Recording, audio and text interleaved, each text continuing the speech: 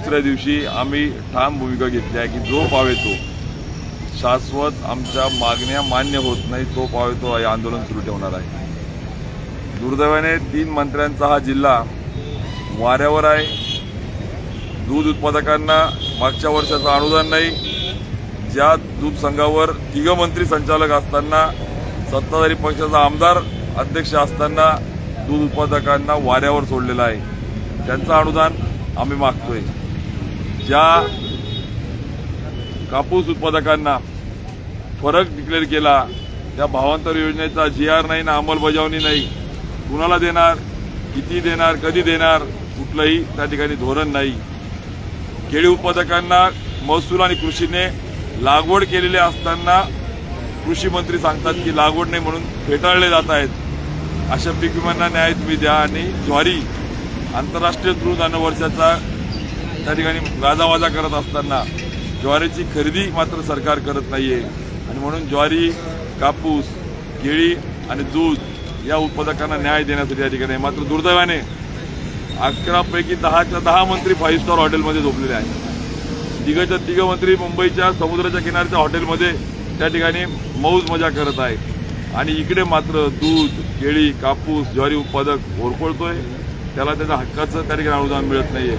आणि म्हणून आज भुसावळला एका बाजूला आपण बघितलं की त्या ठिकाणी नगरसेवकाचा मर्डर होतोय, चाळीसगावला भाजपाचा नगरसेवकाचा मर्डर होतोय, आज आपण बघितलं काल एक कैदी जेलमध्ये मारला जातोय, आज आमच्या बाजूला भाजपाचा विधानसभा क्षेत्र म्हणून आंदोलन करतोय।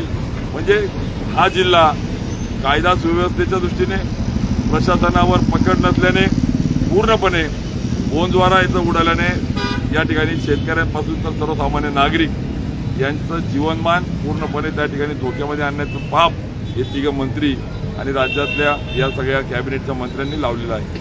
याचा निषेध म्हणून आम्ही आंदोलनातून सुरुवात करतोय।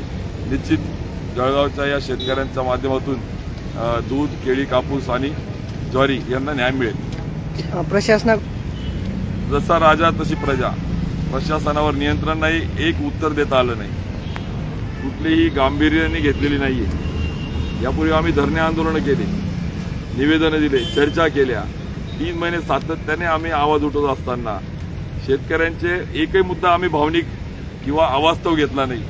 जे रास्त आहे, जे हक्काचं आहे ते मिळवण्यासाठी आम्ही आंदोलन करतोय। ज्याची योजना आहे, बजेट आहे, फक्त अंमलबजावणी होत नसेल तर मला असं वाटतं की या दूध संघाच्या चेअरमन किंवा कॅबिनेट मंत्री यांनी राजीनामे दिले पाहिजे। एक तर न्याय द्या, नाही तर खुर्च्या खाली घ्या। आता नेमकं 3 वाजेपर्यंत प्रशासनाने सकारात्मक चर्चा केली नाही तर आम्ही पुढचं आंदोलन तीव्र करण्यासंदर्भामध्ये मग काही शेतकरी गाई म्हशी घेऊन मग आम्ही जिल्हाधिकाऱ्याला जाणार।